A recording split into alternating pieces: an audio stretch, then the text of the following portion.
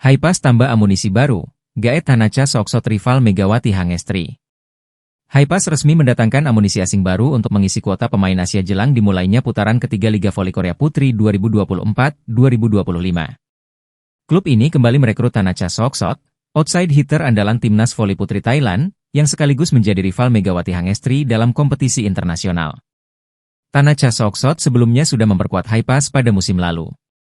Dalam 36 penampilan, ia sukses mencetak 365 poin, membantu Haipas finish di posisi kelima klasemen. Menurut laporan sportseoul.com, Hanacha dipilih untuk menggantikan Yunieska Robles, pemain asal Kazakhstan yang sebelumnya memperkuat Haipas.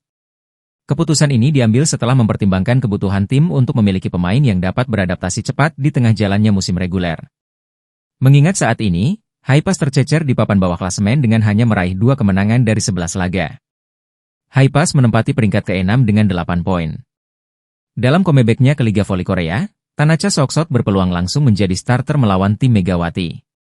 Masih dikutip dari sumber yang sama, Hanacha Soksot mengaku tak sabar untuk bisa segera beraksi bersama Haipas. Saya telah menunggu kesempatan kembali ke Korea dan saya sangat senang untuk diberikan kesempatan ini. Saya telah tinggal dan berlatih bersama tim Korea Expressway Corporation untuk musim lalu, jadi saya akan mencoba beradaptasi dengan cepat dan berkontribusi untuk tim, kata Hanacha Soksot.